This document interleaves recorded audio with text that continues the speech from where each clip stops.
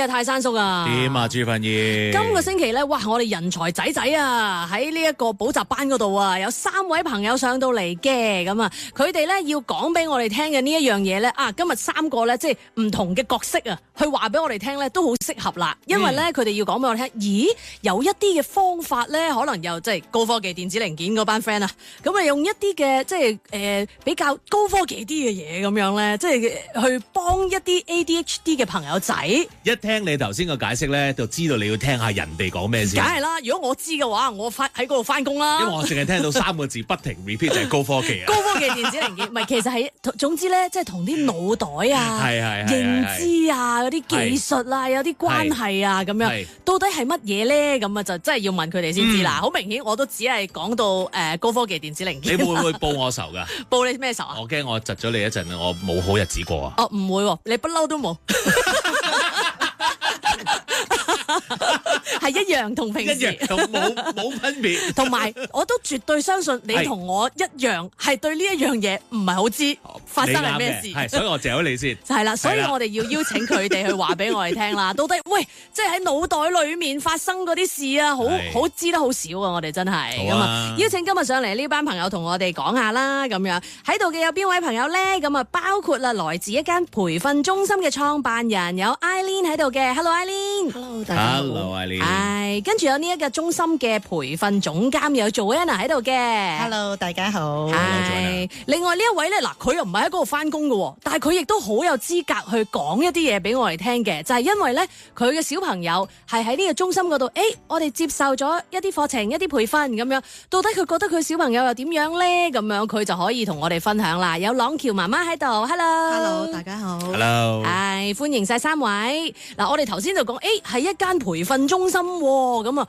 到底培訓啲咩嘢咧？做乜嘢嘅咧？咁可能要請 Eileen 同我哋介紹下先。到底你哋係一個點樣嘅中心嚟㗎？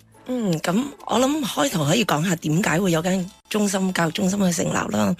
咁其實咧，我哋香港普遍嘅家長咧都好關心小朋友學習啊成績嘅，即係因為我自己本身都係個家長啦。咁譬如小朋友成績唔好啊，好多時中文唔好報中文，英文唔好報英文，但係好多時咧會忽略咗小朋友整體係咪佢學習能力個基礎會真係爭啲咧？佢啲專注力同執行功能會弱啲咧？所以我哋會用一啲科技，用一啲叫腦神經認知科技。會用一啲教育嘅方法，同埋會用心理學去幫小朋友整體去提升嘅。咁除咗提升小朋友整體嘅學習效能啦，會增加佢對學習嘅動機同埋自信心咁樣咯。我聽到個高科技啦，你聽唔聽到啊？聽到高科技，但係我未知係咩。聽到，仲要腦神經喎。係啦，就再我覺得好似再複雜啲咁樣。咁 Eileen 就覺得有呢個需要喎，大家咁好啦，我就整呢個培訓中心出嚟啦。咁，但係我想問下，係 Eileen 自己本身嘅背景都係我係識呢啲嘅咁樣，定係純粹係因為我都係家長啊，家長就係需要呢啲嘢，所以我做呢樣嘢咧？我本身就喺加拿大讀書翻嚟之後，我係入咗香港大學讀醫科嘅，咁所以我有2年嘅 clinical background，咁我知少少，譬如腦神經科學啊，即係 neuroanatomy， 咁加上自己個家長啦，又會再去修讀一啲兒童心理學啊，咁好想了解下點樣可以真係發揮到好一個小朋友嘅潛能咧。你幾多個小朋友有？我2個女女。喂，你2個女女係咪爆裂勁咁樣？因為個媽媽去讀咁多嘢，然之後我睇下可以點樣幫到你哋咁樣，即係我又可以幫你嘅專注力又好啲咁樣，係咪真係會喺女女身上你就我學咗咩嘅，快啲喺佢哋度試下先咁，然後就會即係見到呢個效果好唔好咁樣，係咪咁樣嘅咧？咁如果你話個家長了解咗小朋友狀態，學咗兒童心理學嘅話，其實真係會幫小朋友嘅。咁個科技本身都會幫到小朋友，即係咪好爆裂勁咧？都算幾可以嘅，唔錯嘅。謙啊，聽得出謙啦，都讀啲學校都可以嘅。咁即係好多家長即刻豎起耳仔啦，要聽啦咁樣。係。咁跟住咧，即係於是你就我開咗呢個培訓中心，唔係淨係我自己小朋友受惠啦，咁樣其他小朋友都可以有呢一個嘅幫助啦噃咁樣。咁於是又請啲同事啊，咁啊 Joanna 就係其中一位啦咁樣。咁 Joanna 又可以講下，咦咁你係即係喺度負責做啲乜嘢嘅咧？你係培訓總監嚟喎。咁因為我自己本身係教育背景㗎啦，咁其實我喺教育界裏邊都接近20年㗎啦。喂，睇唔出，睇唔出，係啊，多謝。咁我喺 BrainX 裏邊最主要咧就係會即係一個經理嘅角色啦 ，manager 嘅角色啦。咁我亦都同時間係即係中心裏邊嘅 consultant 嚟嘅。咁最主要我會喺中心裏邊呢係會睇晒成個教學嘅質素嘅，即係成個教師嘅團隊啦。咁所以喺項目裏邊，我所有教學上面嘅嘢我都會去睇到咯。咁我想問下咧，即係頭先聽到 Eileen 講嗰啲咧，即係哇腦神經嘅一啲科技啊嗰啲嘢，咁呢方面你本身有冇涉獵嘅咧？定還是我主力咧就係喺啲教學上面嘅嘢，因為你教育背景啊嘛，係喺嗰方面多啲啊？定還是我嚟到嘅話，我學埋噶啦要咁。都係㗎，其實即係當然我之前就真係教育上面嘅知識啊各樣會多啲，咁但係我未入呢個機構之前呢，咁其實即係都已經認識呢間公司，認識 Eileen 嘅，咁所以當我入職之前，其實已經了解緊成佢哋公司嘅運作啦，究竟個科技係啲咩啦，咁呢個都係令到我覺得哇，原來即係除咗我哋平時嘅教育方法之外，原來結合咗一啲頭先你所講嘅高科技咧，係令到小朋友學得再理想一啲嘅。咁所以就喂撈埋一齊啦。係啊，咁所以我就入職咯。睇你好熟間公司，然後先好啦，我嚟翻工啦，睇定啲先嘛，係咪？咁阿朗橋媽咪啦，咁啊，朗橋媽咪咧就你係點樣知道？咦，有咁樣嘅中心啊，咁樣咁可能我個小朋友啱用咁樣嘅咧。其實係透過一間 NGO 咁樣嘅宣傳啦，咁就話有一個咁嘅計劃，你哋如果有興趣可以睇下，知多啲。咁當時我個小朋友已經確診咗 ADHD 同埋其他共症㗎啦。咁佢喺情緒啊、學習方面咧都好困擾我。我揾咗好多唔同坊間嘅小組俾佢，咁希望透過呢次老友同行呢個計劃咧，佢又有仲教大做過研究，咁可能俾佢試下睇下幫唔幫到啦。咁聽聞佢哋又有 MOSO 呢樣嘢咧，我又想喺科學嘅角度了解小朋友嘅狀況多啲。有咩話？嗰個係咩話？MOSO 啊？MOSO 係咩嚟㗎？係啊，係咩嚟㗎？又唔係當然梗係唔係問你啦，嘛，梗係問翻即係主持人啦，係邊位答？我可以去分享下啦。咁啊，MOSO 其實係一個醫療級嘅評估工具啦。咁我哋去即係譬如我哋平時了解到小朋友，即係好多小朋友，我哋純粹淨係話佢，哇有 ADHD 咁。咁究竟我哋點樣去了解呢班小朋友？究竟喺邊一個嘅狀況底下，我哋需要幫佢多啲咧？咁所以我哋喺中心裏邊咧，我哋會用到一個評估工具去量化翻小朋友嘅專注力㗎。咁呢個評估咧叫做 MOSO DCPT 啦。咁成個評估咧，其實我哋睇緊咧小朋友同緊同年齡同性別嘅小朋友去做比較底下咧，佢喺一啲專注力嘅範疇裏邊，究竟佢處於啲咩能力水平度？咁去我哋咧去家長啦、導師啦，甚至乎即係小朋友自己都可以去了解翻究竟我有 ADHD 係我成日個腦仔會飄走咗啊、走神啊，定係我係傾向啲比較衝動啊、要多啲喐動啊咁樣咯。係啦，就去睇下原來佢用咩嘅方法去幫佢就最啱數啦，咁樣就會適合啲咁樣。頭先咧媽媽都提到一樣嘢叫老友同行嘅計劃，咁我哋等陣間可以都再講多啲俾大家聽啦，咁樣。咁頭先朗橋媽媽咧就提到，小朋友咧咁都有 ADHD 嘅咁樣，又話佢好多嘢都令到你比較困擾一啲喎，咁啊，例如會係點樣咧？即係可能你日常生活有啲咩你見到就哎呀點解咁啊咁樣，即係有啲咩情況係會令到你覺得，咦，我要揾啲幫手先得啦咁樣。女女係點樣嘅咧？而家嗰個狀況？而家嘅狀況係即係都應該好乖噶啦，係咪啊？都之前係點啊？爆少咗，只可以而家爆少咗，爆少咗好好咯。係啦，以前爆得多嘅時候係譬如點啊？即係譬如做功課做唔做到先？返學點樣先？其實佢長期處於遊魂嘅狀態。咁返學好似冇乜嗰個冇乜推動力啊，學習嗰方面全部都係好抗拒啊，翻學去就覺得淨係坐，我都唔知做緊咩事，發生咩事咁樣咯，成個狀態都唔係狀態。咁跟住做功課又唔知要做啲乜嘢，家課手冊又未必抄得齊，咁跟住好多好多嘅甩漏。咁最爆就係個情緒，因為佢始終都有讀寫障礙，咁令到佢又睇唔到、寫唔到，咁要處理一堆功課嘅時候就更加爆咯。咁佢或者要做課堂筆記嗰樣，佢都試過喺會喊啊、大吵大鬧啊、點啊，甚至乎匿喺台底啊，呢啲好嚴、好激進嘅行為會表現晒出嚟。係咁樣嘢都好抗拒，冇乜動力咁樣咯。嗱，佢就好爆啦個情緒。咁媽媽你嗰陣時係點樣咧？即係到底你係一個咩 type 先？即係到底佢咁樣嘅時候，我仲可唔可以即係劣順佢，定還是係哇唔掂啊？我都好爆啊咁。初期係盡量即係睇佢嘅角度多啲，跟住發覺得都唔係喎，我淨係我單嘅忍耐係唔夠呢件事可以做到改變。咁跟住我都爆佢，我都忍唔住爆佢。明嘅。咁之前可能會5日都係喺功課班或者課堂，係基本上日日都會喊咯。因為邊個喊啊？係你啊？定係一齊咯？係我真係唔係真係咁係啦。夜晚就喊，佢就日頭可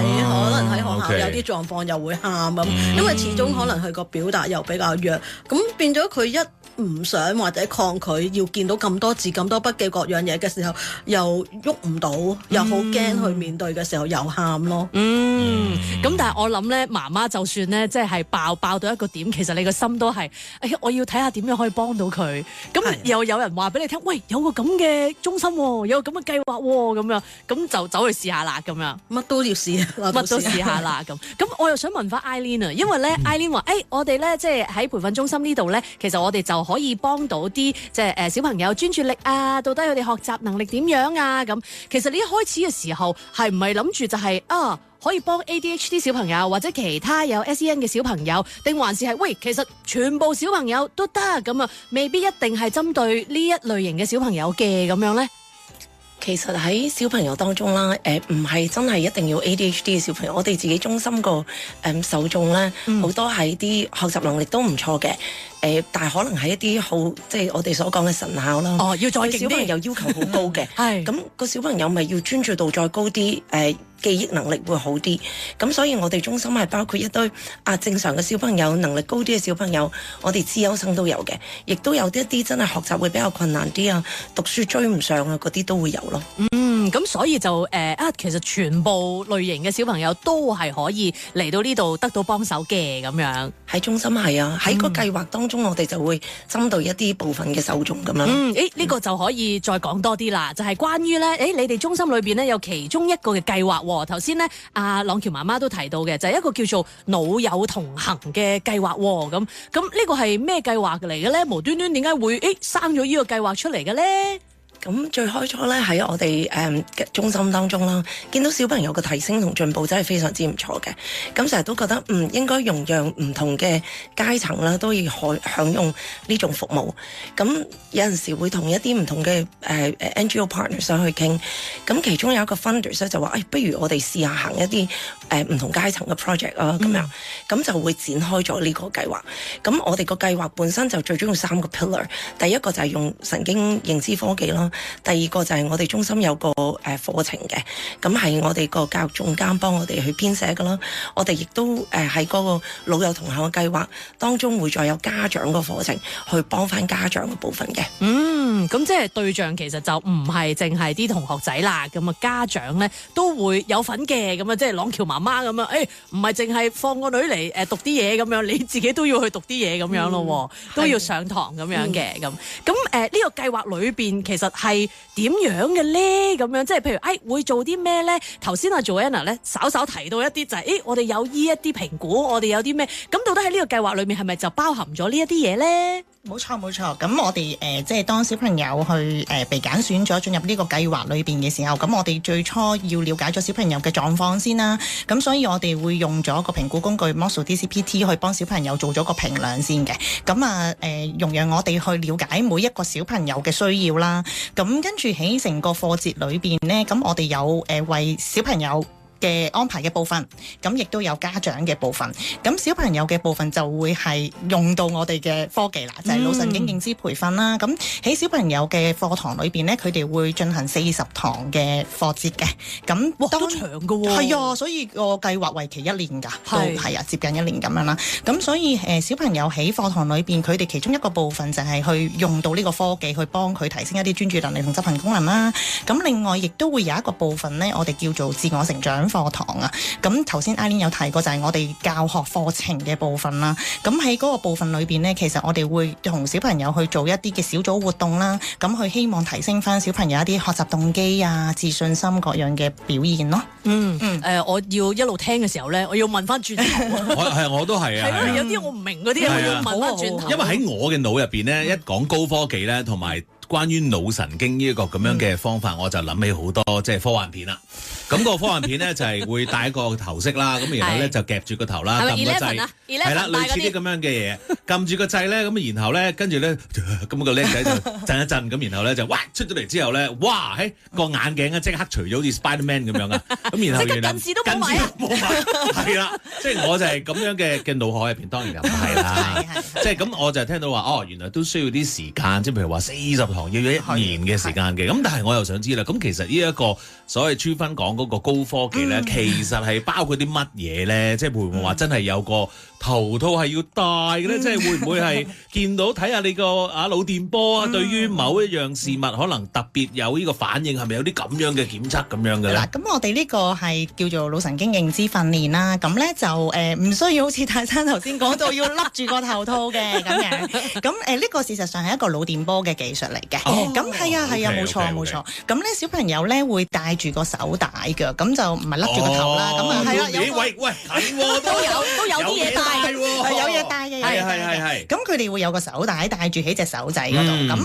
咁個手帶有咩作用咧？其實就係探測住小朋友腦仔嘅腦電波㗎咁樣。咁因為咧喺個電腦嘅界面上面咧，其實會展現到小朋友嗰個腦電波嘅狀態啦。咁我哋講緊，譬如如果小朋友喺一個專注嘅狀態嘅時候咧，其實佢哋嘅腦仔會有個 beta wave 啦咁樣。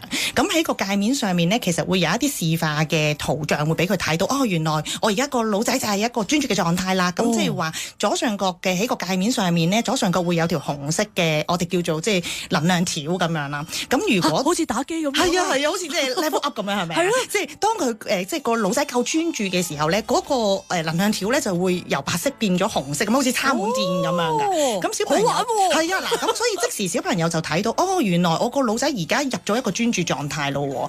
咁當中咧，其實每一個訓練遊戲咧，都要透過佢哋專注咧，嗰啲遊戲先啟動到。譬如喺一個遊戲裏邊，佢哋會好似進入咗一個海底世界咁樣嘅。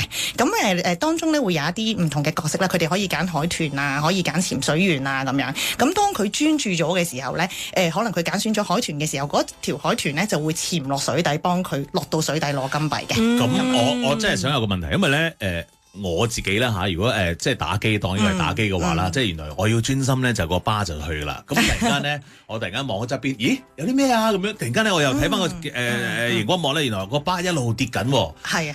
咁會唔會個小朋友會猛整啊？會嘅。嗱，頭先你講到咧，譬如好似望咗去第二度或者分咗心，咁其實喺個界面上面會出現咗一個咩狀況，容讓小朋友知道自己分咗心，因為都緊要噶嘛。ADHD 小朋友會緊張啦，但係反而會嘅。咁但係譬如可能當佢分咗心嘅時候，嗰個即係嗰條海豚啦，會浮翻上去水面度嘅。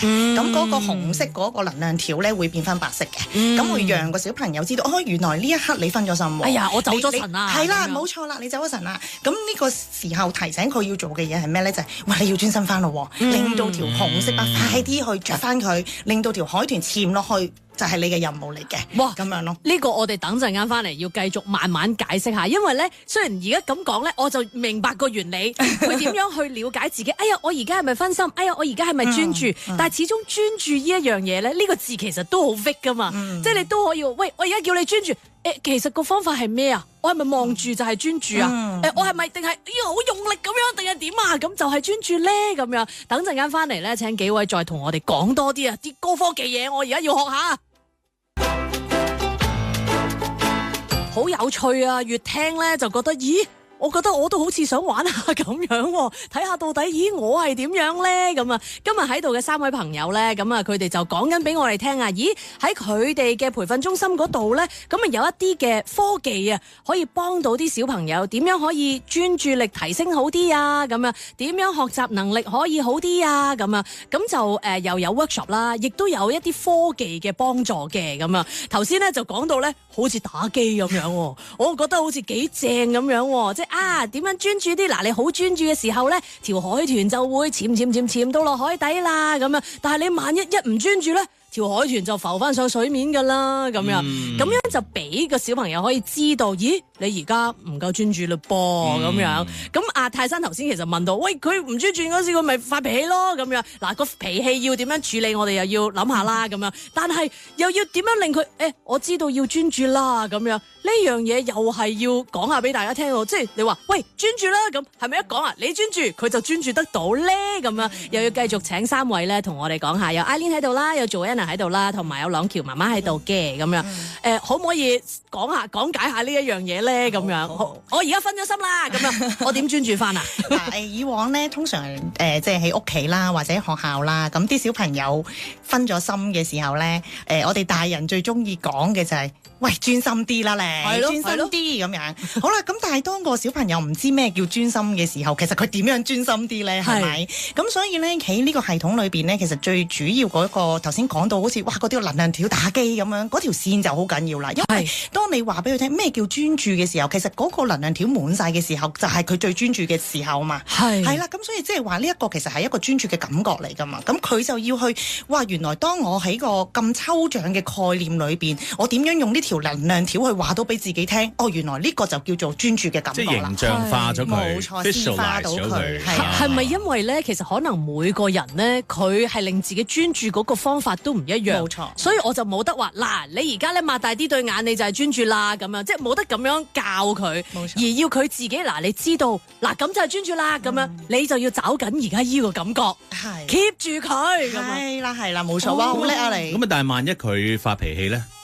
嗱呢個咧就冇晒專注，係導師所在嘅價值喺度，係即係當然小朋友有陣時面對困難嘅時候都容易會咁我唔做啦，嗰條海豚都唔潛落去嘅咁樣，你部機壞咗，咁我哋都有時聽到呢啲。多唔多呢啲情況？多唔多？你話多唔多又未必會好多，但係會有發生嘅，即係有啲小朋友因為唔係一開始做就做到嘛，咁佢哋一定會有啲情緒，因為佢覺得哇聽落去好似好容易，點解我做極都做唔到咧咁樣？咁所以佢哋有陣時真係好似頭先朗喬媽咪講咁樣啦，即係會匿落台底啦，我唔想試啦咁樣，或者係真係會都唔得嘅，我都做唔到嘅咁樣。咁所以導師其實喺側邊就要幫佢哋去話俾佢哋聽，其實每個小朋友嘅專注其實都係要重複練習翻嚟，同埋去感受翻嚟嘅。咁所以點解喺課堂裏邊我哋要行到40堂就係咁解，即係唔係話你一有個視化到嘅標記你就即刻一試就得噶嘛，即係有好多嘢都唔係一下就即刻做到，要慢慢去摸索，同埋要去俾佢哋去感受，其實係咁。所以我哋會喺個課堂裏邊去導師嘅陪伴啦、鼓勵佢啦，嘗試同佢揾翻頭先嘅方法啦。譬如頭先朱芬都講到咧，就係哇有陣時係咪我望住佢就得咧？有啲小朋友未必係嘅，即係譬如聽書，我唔一定要隻眼睛碌碌望住個老師先係留心聽緊㗎嘛，係咪？即係有陣時可能我望住台面上面啲筆嘅，其實我都聽緊老師講嘢。咁其實佢哋係要揾到一個方式。係點樣係令到佢哋最容易最快嗰條紅色巴着起嘅咧？因為 Joanna 自己本身亦都係呢個老友同行計劃裏邊嘅導師嚟噶嘛，咁我想問下，真係好具體地，啲小朋友係會用咩方法去令到自己嗰個紅色巴係着翻嘅咧？嗱，其實佢哋咧好多時咧會話俾我聽咧，可能佢會第一樣嘢嗰條紅色巴好緊要噶嘛，所以佢哋會成日都望住條紅色巴嘅。我淨係專注咗喺嗰度啦，同埋佢哋會感受到個腦仔開始用力啊，即係佢哋會講到哇，我原來用緊邊度嘅力，嗰條紅色巴會上得快啲咧咁樣。咁呢個就係我哋講緊由一個好抽象嘅概念，由佢哋自己一路去練習，或者係佢哋自己個感覺咧去話俾自己聽。哦，原來我咁樣就會專心到啦，條紅色巴上到嚟啦。係，即係可能有啲小朋友就係原來我用力咁樣，即係我覺得係用，即係因為最近煲緊啲劇咁樣咧，所以我好覺得咧，即係 Eleven 咁啊，用力或者成隻手伸出嚟流鼻血咁啊，咁佢就係最集中嘅嗰個時候啦，咁樣。咁有啲小朋友係咁啦，有冇一啲係唔係我哋諗到嘅情況？原來佢咁樣咧就係幫佢集中到啦，咁樣。有冇啲可能係好特別嘅？真係我唔望嘅咧，就最集中噶啦咁啊！都會有小朋友會講話，哇！其實我唔使集中望住條海豚，我都可以令到條紅色巴着。咁我哋話其實係嘅喎，其實嗰條海豚喺個界面上面係幫佢去容易啲去視化到嘅啫。咁但係我話其實係你嘅專注其實唔一定係要放喺嗰條海豚度噶嘛。即係譬如我話哇，我將個專注，譬如一班同學裏邊，我將個專注放喺老師度啊，定放咗喺小朋友度，其實我都用緊我嘅專注噶嘛。咁所以咧喺個課堂裏邊，佢話哇，原來咧我望住水底嗰啲 bling bling 嘅寶石，我仲專心到喎。嗱，呢啲就係小朋友佢去揾緊點樣去令到佢自己專心，同埋邊一個方式令到條紅色巴最快着起咯。我想問下你而家形容緊呢一個紅色巴呢一個練習咧，其實係喺初期、中期定係差唔多後期先做呢樣嘢㗎？其實係成個訓練嗰個腦神經，即係我哋叫做神經認知訓練個系統裏邊咧嗰個嘅遊戲嘅界面嚟嘅。咁所以即係話佢一路行成個課堂嘅時候，其實佢每一堂都係即係每一堂都要做，一開始就已經要做㗎啦。因為係練習嚟㗎嘛，呢個係。OK， 哇！呢第一堂都幾係喎。可能會唔會好 frustrate 咧？即係有啲小朋友。我開頭以為係即係會有少少未睇過界面嗰個訓練先，咁然後咧慢慢然後好啦，而家你有少少專心啦，即係有少少訓練概念啦，然後就埋位啦。就戴上個手帶啦，即係我以為係咁樣嘅。原來一開始就已經係會即係俾你睇到呢一樣嘢嘅，即係俾小朋友睇到呢一樣嘢嘅係。OK。反而咧調翻轉咧，我自己去見到課堂裏邊嘅小朋友咧，係反而有咗嗰條紅色線之後，佢哋容易專心咗，即係唔係第一次佢哋就未必專心到，反而有啲小朋友喺第一次去試嘅時候，原來呢個係咁神奇嘅，可以睇到自己專注嘅時候，咁就佢哋已經開始會感覺到。咁朗權媽媽阿女。你知唔知佢點樣啊？即係喺上呢個堂嘅時候，其實唔知啊，因為我淨係知道有個電腦嘅遊戲咁嘅電腦遊戲咁。佢咪翻嚟同佢講：阿媽，我去咗打機啦咁。其實唔係相反，調翻轉，因為佢覺得太重複啊啲嘢。頭嗰半時間其實要睇唔到有啲咩顯著嘅改善啦。咁。跟住後尾都有啲情緒，覺得點解佢哋好驚重複噶嘛？你知 ADHD 啲小朋友，咁跟住佢哋就唔想去啊，又拖拖拉拉啊，或者甚至乎我都聽過啲導師講，佢頭嗰幾堂都有情緒嘅。咁跟住後尾去中段或者後段咧，你就見到佢知道個運作要點樣做，佢會覺得好容易啫，我搞得掂啊咁樣。即係我係咪都要去噶啦？係啊。咁我等我揾個方法去係完成咗呢件事先，又或者係即係總之點明咗佢嘅話咧，其實佢又佢做到嘅話，其實我估佢就唔會掹啦，就唔會有嗰個情緒，因為我估有情緒都係來自嗰個我重複唔緊要啊，我重複但係做唔到啊嘛，我重複做到嘅話冇嘢啊。即係阿女開始，譬如話揾到嗰個位啦，即係原來我要咁樣做啊，好易啫咁樣，但係你見唔見到佢嗰個改變啊？好大改變啊！即係喺呢段期間咧，喺個情緒個穩定嗰部係最明顯。由之前未好抗拒功課，即係其實我日日都同佢搏鬥緊。咁後尾我哋就聽翻課託嘅功課班嘅導師話，其實佢落咗嚟。媽咪，你做過啲乜嘢？佢而家好快手，哎呀，好感動啊！哇，真係好難得。阿媽好明白啊！呢個佢話就算佢4點零鐘落嚟中心，其實7點前佢幾乎都完成咗當天嘅80%功課最少，或者甚至乎完成咗啦，舒服晒。跟住佢仲可以有時間話搏嘅，跟住等我哋嚟接佢咯。即係我覺得嗰個後半段嘅係明顯好多，同埋佢個情緒穩定咗啦，同埋佢個自信多咗之後咧，佢其實上堂佢聽到嘢，即係佢係覺得我自己有自己嘅主動性。老師都有講過，就算佢好似貌似雲遊緊，原來佢聽到書喎。我問佢問題，佢答到嘅喎。但係仍然都係唔聽你話嘅，係咪？都係有性格嘅。但係阿媽個心應該已經係舒服咗一橛啦。即係讀書又讀咗，功課又做到，係咪啊？咁啊，即係算啦，你唔聽我話都唔緊要啦，係咪啊？呢一刻。佢冇特別大爆發情緒嘅時候，其實都係平穩嘅。佢爆情緒嘅日子少咗啦，咁我嘅安穩日子多咗啦，叫做。恭喜你。係啦，咁同埋佢爆嘅時間，我之前係真係3幾個鐘頭半日，即係無限碌。但係而家可能半個鐘，即係大家可能有個識處理冷靜嘅方法或者各樣嘢，咁可以大家平息到，跟住再拎翻件事出嚟傾，同埋佢個人係積極咗，甚至乎考試，你知佢係寧願交白卷都唔肯寫字嗰啲人㗎嘛，分分鐘作文，尤其是作文。係咁你見到係明顯，我寫下啦，但係而家同我講，我鬥到250個字嘅，不過我唔知入邊係咩內容啊。咁我話唔緊要 OK 啊，即係已經係一個好大嘅進步啦。同埋佢啱啱考試嘅時候。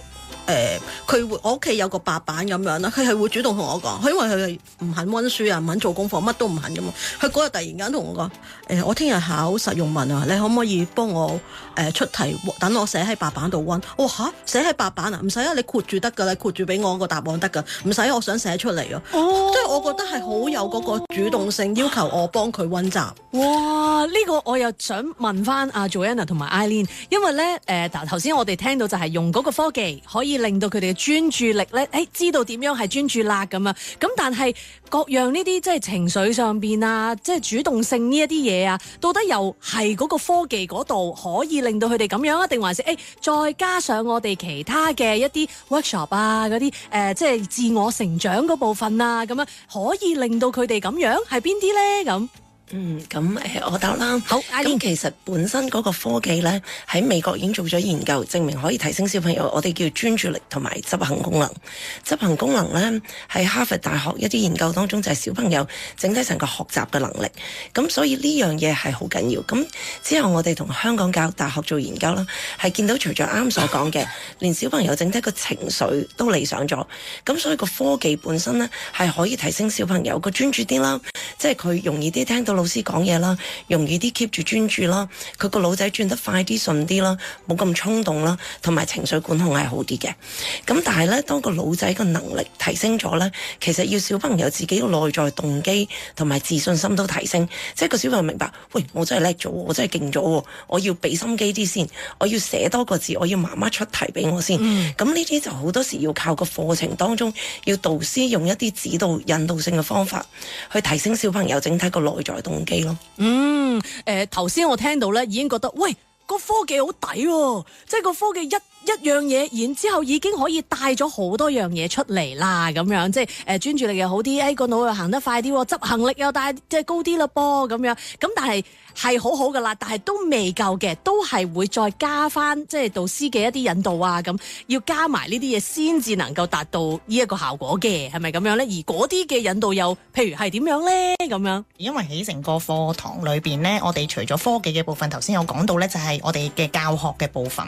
咁教學嘅部分咧，其實好多唔同嘅課節咧，我哋會安排咗俾小朋友嘅，即係譬如我哋會教小朋友一啲我哋叫自我成長，即係同自我認識有關嘅，即係佢哋要理解到原來每個人都好獨特嘅，我有我叻嘅地方嘅，咁呢個都係我哋喺中心裏邊好想小朋友去認知到，其實每個人都總係會有佢嘅亮點嘅，咁呢個係要去欣賞自己啦，接納自己啦，咁呢個都係喺我哋課堂裏邊其中一個嘅範疇裏邊嘅內容啦。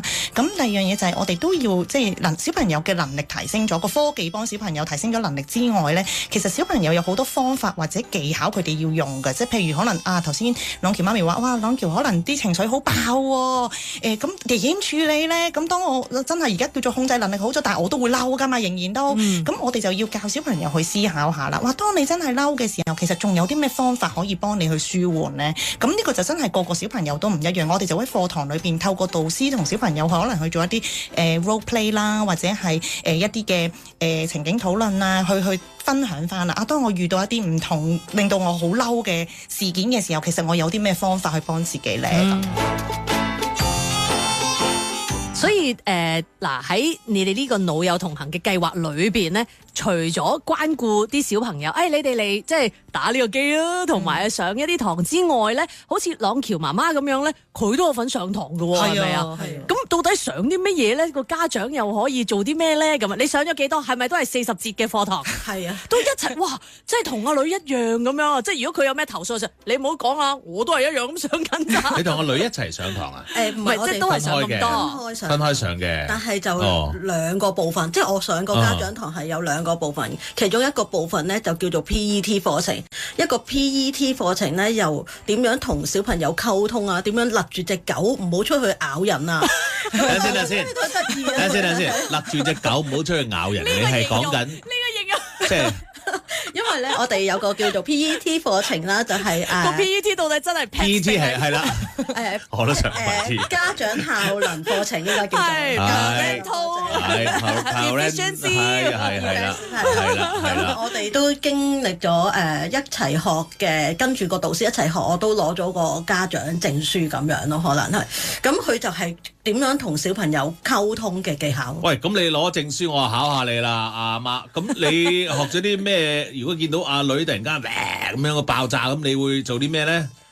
好啦，唔睬你啦，佢話即係捐咗凳底，咁你點啊？我哋會講話我見到你而家好嬲喎，其實你係想而家未必想同我傾，我知道，咁可能要啲時間，我哋大家可唔可以take 10分鐘大家冷靜下嘅時候，我哋再傾翻個問題，或者係會同佢講，我而家見到你覺得好唔甘心，好唔憤氣，因為我覺得我唔明白你係咪有嘢可以想表達俾我聽？即係可能會用啲正面啲嘅溝通。但你係咪好平靜咁同佢講咧？溫書溫得好熟，我覺得係溫得好熟啊，係。但係你真係好平靜咁同佢講，語氣上面喎，我自己係好嬲。所以點解嗱一陣呢，約你10分鐘之後廚房見咁樣，唔係咁樣係咪咧？我話我要勒住自己隻狗，我要嚟考佢咯。哦，隻狗係你原來。內心嗰隻惡犬係咪啊？OK 明白。而你又訓練得到喎，即係因為呢個你聽咧，我覺得個個都知嘅咁樣，但係你又要做到翻出嚟嗰個，即係嗰下先係勁咯。咁其實唔係不斷實踐，不斷挫敗，不斷實踐㗎。跟住就拿捏得到點樣去做法啦。咁樣家長嘅呢個部分咧，即係老友同行呢個計劃先至有嘅喎，係咪啊？Eileen 同埋 Joanna。咁當初想加家長呢個 component 入嚟啦，咁其實家長課程咧有好多種，咁最尾點解揀呢個叫 PET 即係 Parent Effectiveness Training 咧？係美國一個都幾顯著嘅一個即係最多人用嘅一個 parenting training。咁其實咧佢係最主要係加強家長同小朋友嘅溝通，同埋減低家長同小朋友中間所產生嘅摩擦。因為喺中心咧，其實我見到好多家長咧，由小學嘅階段咧，去到中學階段咧，你見到佢哋家長同小朋友溝通係變得好疏離，家長就往往覺得，你咁懶，咩都唔做，即係成日都用唔好自己啲功課 last minute 做。個小朋友咧，往往會覺得家長咧，我做乜都錯噶啦，做乜你都睇唔過眼噶啦。咁其實咧係大家就好似少咗朗橋媽咪啱咗講嗰啲，你係咪有嘢唔滿意？你係咪有嘢不滿？你不如同我講。即係我覺得呢種咁嘅溝通好緊要，所以就喺呢個 program 當中，我哋加設咗一個家長嘅部分喺度咯。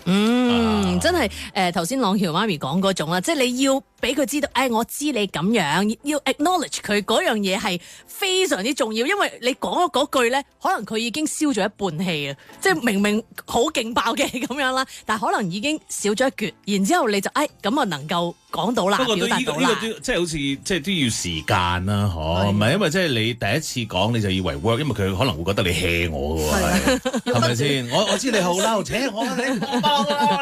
但係仲要你次次又諗啲唔同嘅方法嚟講喎，因為次次講翻同一句嘅話，你係咪背書啊？唔係咯，你次次都話你又知我啦，我嬲咩啊？即係咁樣會唔會即係發生呢咁嘢？會㗎，同埋都係盡量表達佢而家呢個 moment 話，我見到啲乜嘢，我聽到你啲乜嘢，我知道你有咁，即係可能幫佢表達咯。佢唔識表達嘅時候，咁佢就覺得你好似明白我，好似同一陣線喎咁樣咯。咁你會唔會覺得咧上咗呢個堂之後咧，即係一個家長咧，你會平心靜氣地留意多咗個女會即係經歷緊嘅嘢咧？係啊，同埋多咗一份同理啊！即係之前我哋成日都覺得我以前細個都係咁做啊，點解你唔可以啫？點解咁煩嘅？即係做咗佢咪得？即係成日我都會覺得好多問題。其實你唔好搞到我啦，我都會咁樣諗。但係而家就覺得其實可能原來真係佢能力上或者係當時有啲情緒棘住咗咁樣。因為我成日覺得我哋做家長咧係忘記咗細個嗰陣時嘅情緒已經，即係我哋用咗大人嗰個狀態去睇一個僆仔咯。係，所以咧即係我覺得係錯嘅。個計劃叫做同行咧，即係有同行呢兩個字都好啱，就係你我都要即係同你，我要有即係同行呢一個感覺，就係同佢一齊咁樣，咁就見到咧有好大嘅轉變啦喺小朋友嗰度咁樣。哇！呢個計劃好多啲資料我哋都未必講得晒啊，即係啲課程內容啊咁樣。如果大家咧即係聽到呢度，我好有興趣喎，又或者本身對佢哋中心嗰啲資料都想知喎，咁樣喺邊度可以睇得到你哋嘅資料咧？咁都可以去上網去 search 翻我哋 BrainX 嘅網址去了解多啲啦。咁或者有興趣嘅話，都可以留意翻我哋嘅 Facebook 或者 IG 啦。係咪 search BrainX 就會揾到你哋噶啦？冇錯。咁啊，大家可以去睇一睇啦，有興趣嘅咁樣。咁啊，睇下會唔會都幫到我自己屋企，幫到我哋小朋友咁樣。今日多謝晒3位上到嚟同我哋傾偈。Thank you。